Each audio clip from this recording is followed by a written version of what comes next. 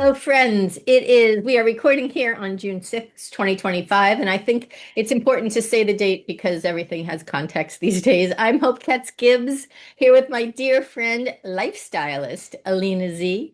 And this is the questions bar where we come together, we raise a glass, a mug, whatever, a hand, with questions and thoughts and ideas about what is going on, girlfriend.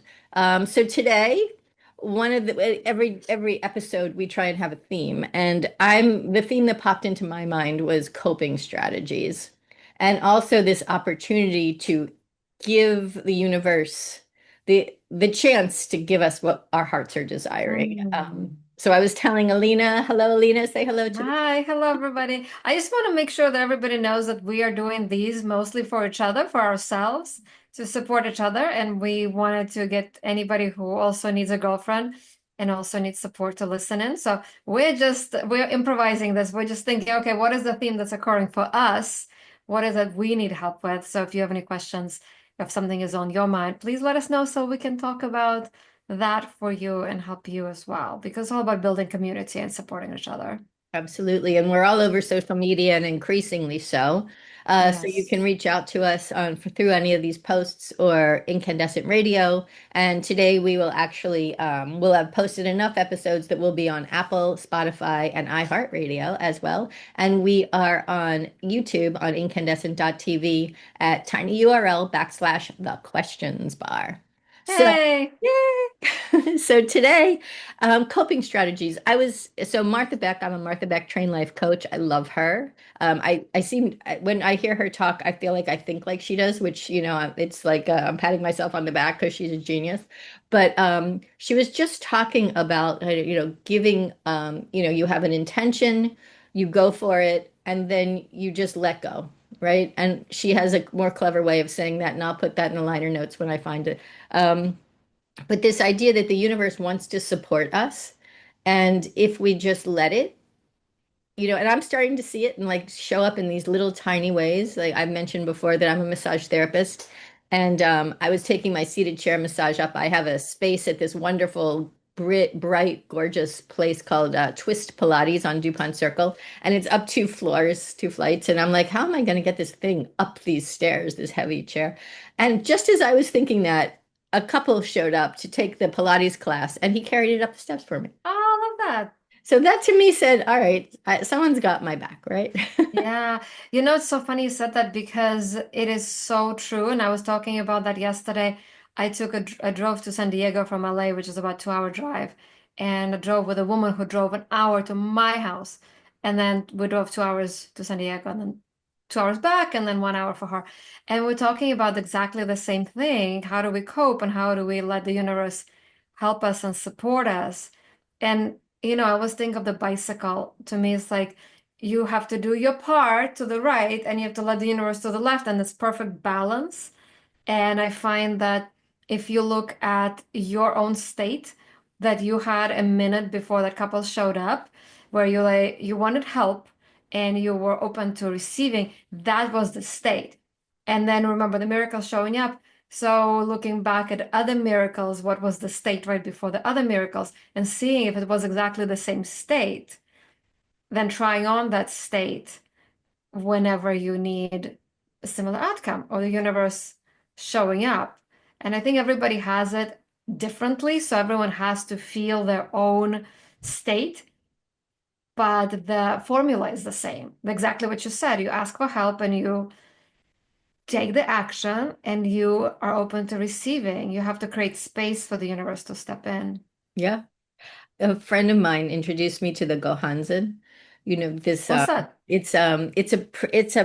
it's a big deal, actually. But and I'm always amazed when I find people who did it. When I went back to graduate school, I had just learned about it. This was in 2019, and suddenly everyone there in Claremont, California, was practicing this. And the prayer is Nam Myoho Renge Kyo.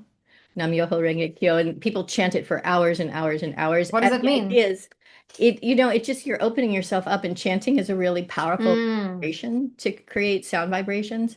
And like if you're looking for a parking space, you chant Nam Myoho Renge Kyo, and mm. sometimes it opens up. So it's sort of creating the vibration like you're talking about But something I wanted to say about bicycles. So I was helped co-found the Grateful American Foundation, and we did a ton of stuff about the first 100 years, um, from Washington to Lincoln and what happened, what they were thinking, these presidents and their wives and politics. It was really fascinating. And I went to an opening at the Smithsonian, one of the Smithsonian's, about bicycles. And it was fascinating. It was, you have these aha moments. And it turns out that the bicycle changed women's lives because suddenly we had transportation. We Mm. had clothes that would allow us to, so they took off the corsets, they took off the hoop Mm. skirts, they had pants, and they could be in charge of themselves. Wow. And that's something that we don't think about. Like, how did we get here, right? To tank tops and yoga pants and pretty dresses from like when we were in bondage.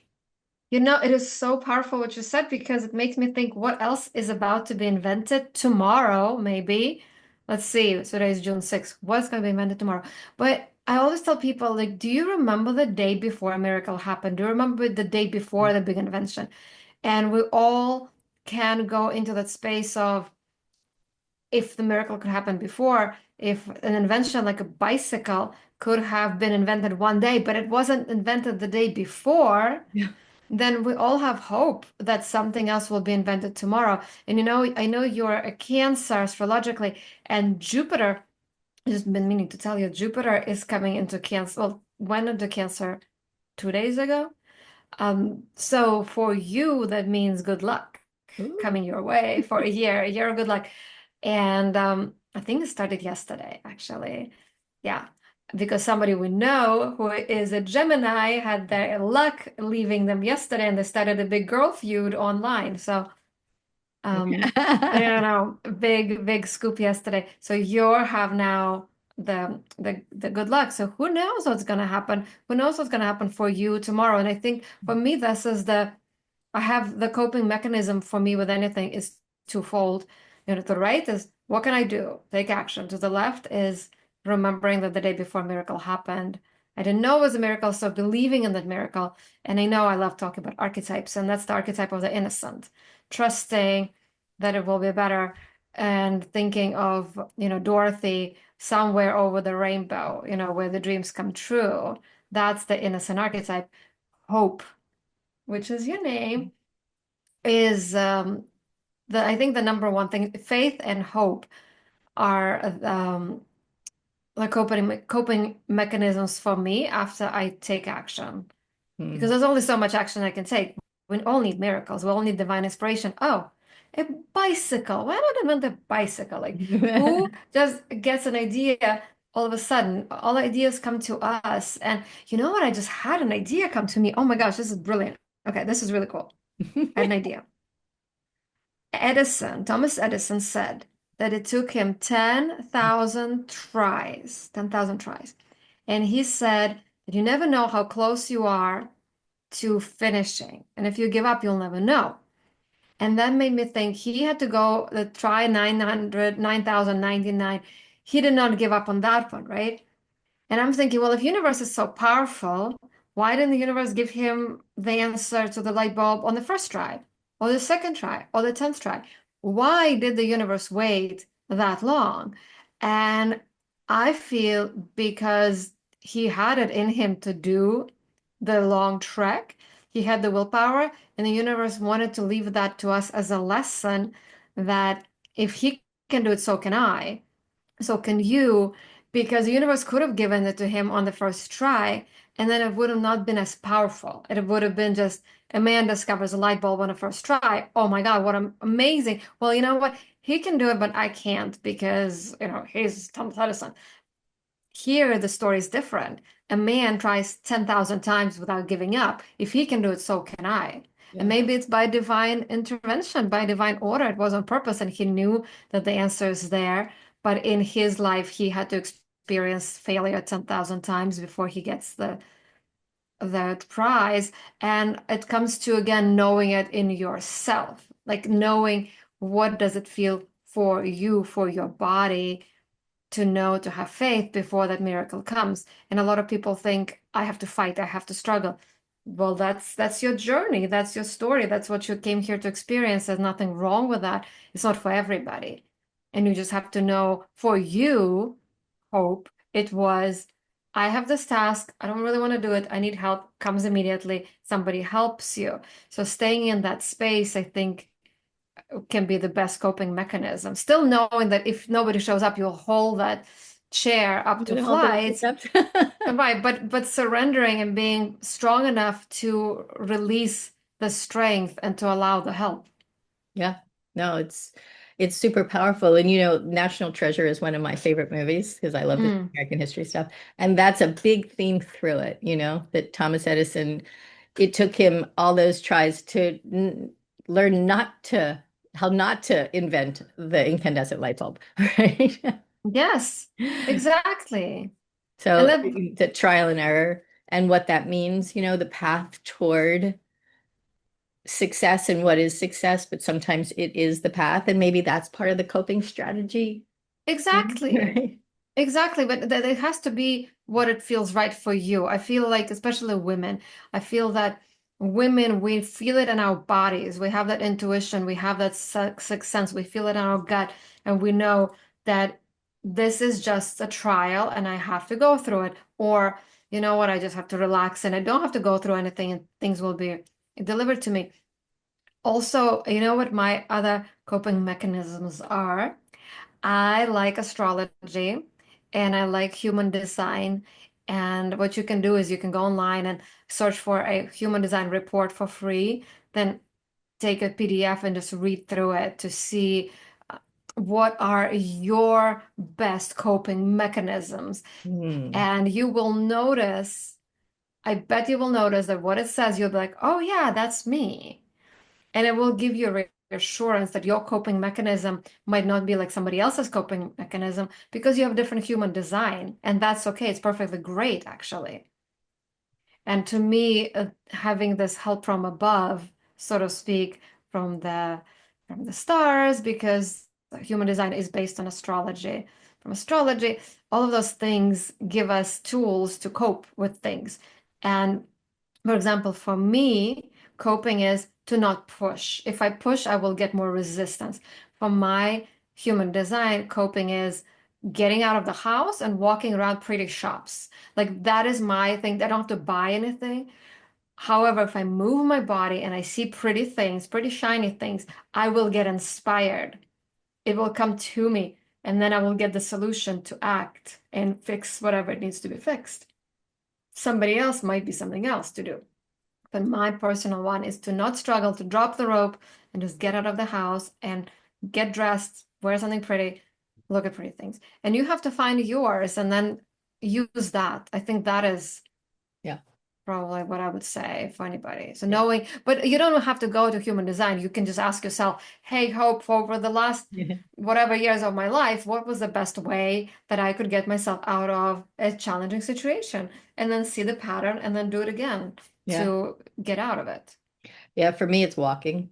So I say that after I got separated in 2014, I just walked around the world.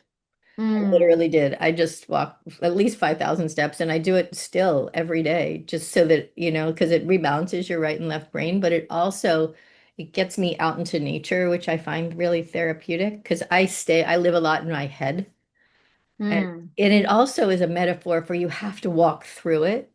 mm, So, I mean, during the pandemic, I was in graduate school and I worked all around Southern California and New Mexico and, those towns that I lived in. I just would make myself part of nature. I would pick up pine cones in California and at the beach mm. shells, so I have these collections of the moments that help me feel peace as a reminder, which Yeah, it just kind of a comfort to me to figure out how to be in my body and not in my head so much and to heal yeah, that way.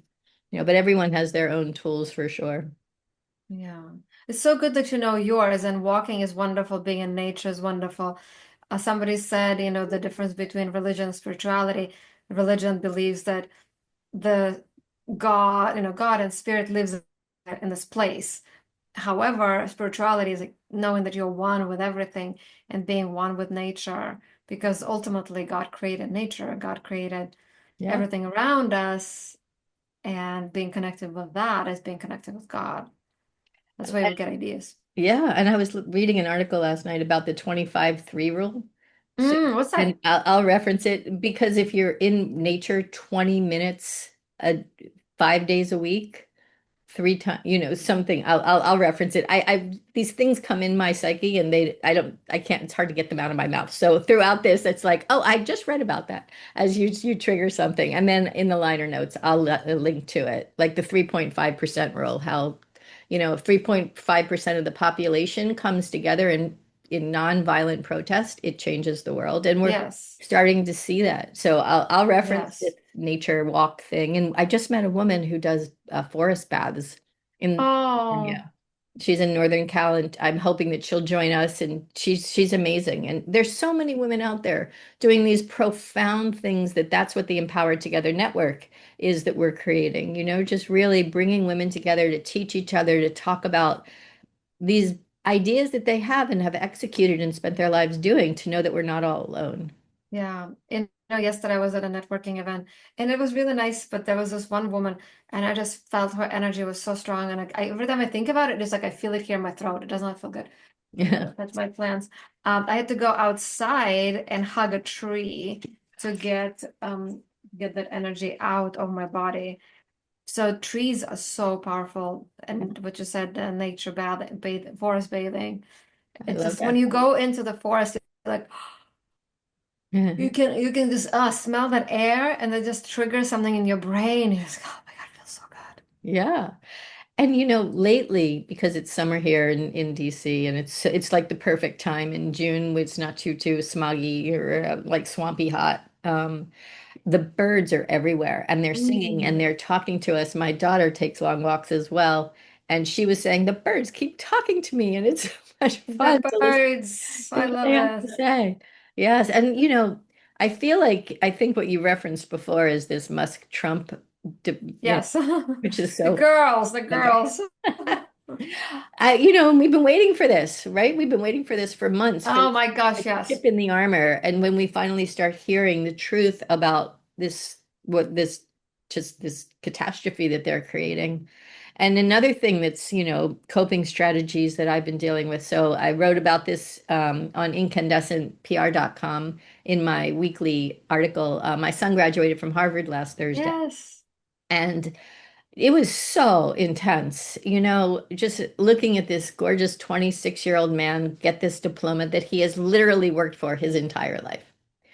And being there at Harvard with all these brilliant kids and knowing what it took for him to do his master's thesis, which took him like 2 years to conjure up. And that last 2 months, he didn't sleep, His sister, my daughter Anna, went and helped him, and she took a picture of him. I'm like, oh my God, that boy needs food and a shower and a nap. Mommy just showed up. But it was amazing what he did. The most remarkable thing to me was 50% of the students at the Graduate School of Design at Harvard, the architecture program, are from Asia, China, and Mm. abroad. And so many of these brilliant Asian kids, it's not easy to get into that program, right? So, but they showed up for Dylan like nobody's business. And they stayed up with him, especially this one young man that Anna just said is like, is an angel. And to hear what's going on with China and how they're, deporting these brilliant kids and they're shutting the borders, and it just, and just in general, as a specialist who I've spent my life working in education as a communications director for the Fairfax schools and the communications director for the U.S. Distance Learning Association right now, um, cutting off education and rewriting history and teaching it to these kids, and just on and on and on. It's so breathtaking that I, I don't even know how to. I don't It's even a know how to process that. strategy, but it's a strategy. It's totally normal for a Nazi regime to burn the books, So it's normal for this regime to do the same. And, it's so funny. I don't know if you heard the chancellor, the new German chancellor, had a meeting with Trump, and Trump said, "Oh, yeah, you said tomorrow is June 16th is our D-Day."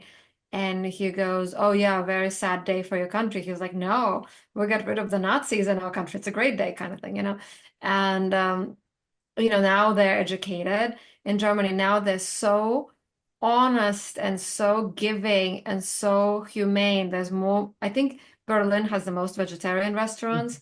And my mom went to Germany. She saw flowers being sold outside and nobody attending to like little kiosks. And it just says, here's how much the flowers are and here's where to put money. And people just leave money and then they leave with flowers. And it's all completely integrity based. So I'm hoping that after the darkest day, there is the dawn, there's light, and it will, evil will be overthrown, and we will be investing in education, we will be paying our teachers. I cannot still understand why the billionaires who have five different yachts who don't go, oh my God, I haven't been on my fifth yacht today. Yeah. Nobody has that need, but teachers who are thinking, well, I can't afford lunch or I cannot afford dinner, like literally they cannot afford health care.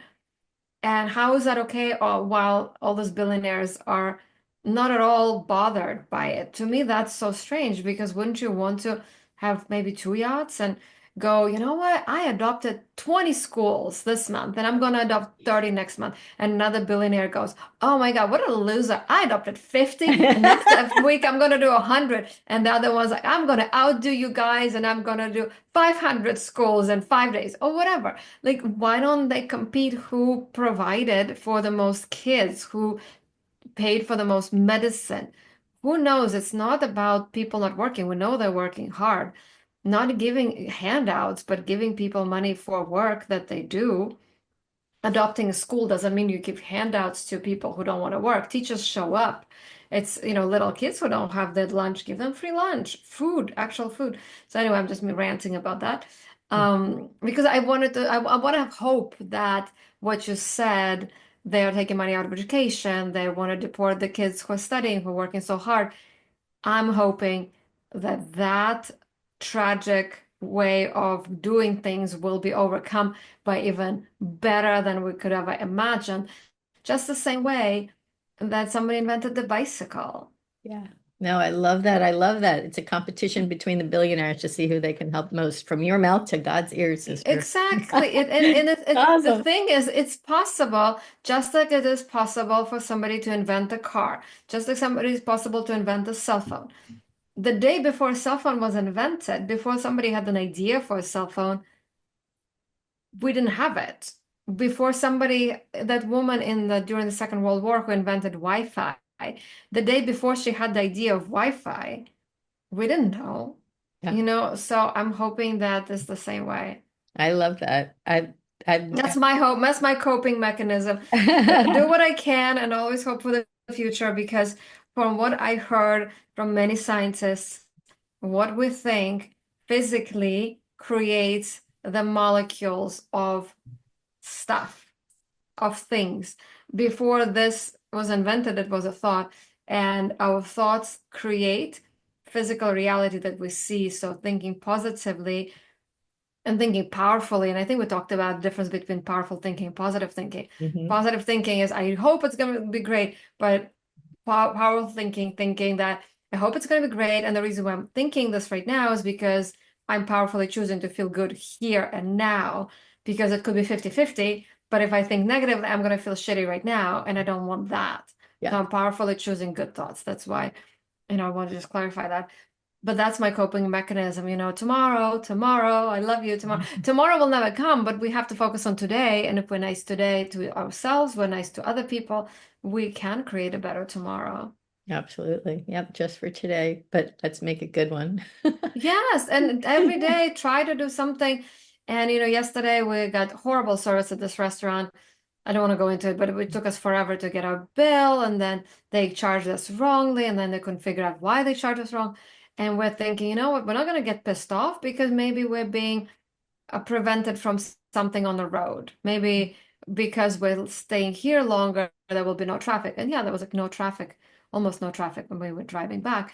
So thinking about things that are not positive, you can always try to spin them somehow. Not everything, of course. Yeah, and the bigger picture, like I think that's a lot about what the questions bar is about for me at least, that it's about knowing I'm not alone, that I get to talk to my Yes. dear friend on the West Coast, and you're so positive, and just trying to keep grounded and centered and look at the big picture and try and stay positive as possible. Yes. And when there's these cracks that show up, like this big girlfriend fight, that these they're not girlfriends, they're Yeah. crazy. Um,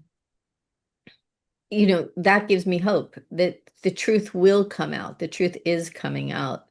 As we end this, I love to give people some action items, right? Yes. So the one thing, an action item that I have accomplished this week is I watched the Bletchley Circle, San Francisco, right? And it was the second season of a 2007 show that was based in England, and it's about these women that were code crackers and during World War II. And this is 12 years later. This is right before the Vietnam War. And it was so startling how the stereotypes and the biases and the arrogance and ignorance toward women and Black people and gay people, like it's all shown in that show. And I've Mhm. been trying to figure out what is it that this administration is trying to take us back to, this great again nonsense. And it's that, right? It's right back to that. It's Gay Pride weekend here, and they just announced this morning they're shutting down the park in DuPont Circle, where I was supposed to go to do massage in the morning because this Swiss Pilates place is right there. And people aren't can't go because of what might happen, because the city is afraid. And on this June 14th parade nonsense, they're shutting down the city basically because it's going to cost a fortune, $100 million, right? So $100 million to have this Nazi parade, and they're not feeding children, right? I know. Like it does, none of this makes sense. And so my coping strategy is to like look for the cracks, watch the TV shows or the movies that inspire me to see more and see how these women come together and save the day. So watch that. It's on Netflix, The Bletchley Circle, or it's on Prime. It's on Prime. And just, trying to stay positive in the chaos, I think is my biggest coping strategy. So that's my action item for the week. Check that show out. Okay, I'll check it out for sure. My coping strategy is Thomas Edison withstanding the storm of his mistakes and going, I'm gonna get through it and just having positive outcome manifest. I'm gonna do the same with trying, and not try, I don't like the word trying, practicing to be happy about every failure. Because the other day I just had anxiety. Like I was sitting in a Zoom call and I just had anxiety. I'm thinking, why? There's anxiety. It was not controllable. It was really strange. And I was just talking to myself. And I thought, okay, well, I'm just going to breathe through it. I'm going to do what I can. And I'm going to continue being positive and switching my mindset. And I did. And I went to the gym, I went to the sauna, just moved my body, doing those things. So to me, and I wasn't being hard on myself for having that anxiety. Like, well, who are you to have anxiety? You're supposed to be staying positive. I think for me, it's going to be staying positive and finding positive as much as I can and not being hard on myself and Yeah. not being hard on what's happening and withstanding it. Like we talked about it in one of the episodes, I think, about the movie Wrinkle in Time, Yeah. where in the end she's like, but I love myself. She's like, I love myself. I love you. I love my brother. Like, I am not going to give up. And that's when the monster couldn't fight anymore. So if we do the same, like, well, I'm just going to love myself. I'm going to love all the kind people, the gays, the whoever's, whoever they want us to hate, the black, the Chinese, whoever. I'm just gonna, if they're nice people, I don't like assholes. That's my thing. Those are the only people that I don't like. Even though I know every asshole had a reason to turn it, every villain has the origin story, what they call, right? I'm not at that level yet. My mom is definitely, she's like, but one day they were perfect and we have to love everybody. Not there yet. Okay, I'm getting it. So my point is, I'm just gonna do that. Like that girl was radical self-love and loving her brother, doing the same for our country, doing the same our planet, doing the same for people who are doing good things, doing the same for myself, just keeping that love in and focusing that tomorrow something good might happen if I keep pushing through with that energy.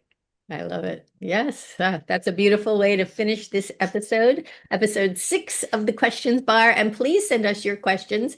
Let us know if you want to be a guest where we bring you on too. Yeah, Yeah, which will be fun. So this is an evolution, a natural, just girlfriends chatting about what's up, and trying to solve it for each other as girlfriends do. exactly, exactly. All right, All right, here, till next to time. you, Miss Ali. Yes, till next time, L'chaim. And, Lahaim. and we'll see you all soon on the questions bar. I'm Hope Katz Gibbs. This is lifestylist AlinaZ. So we'll talk to y'all soon. Stay well, stay well, stay well.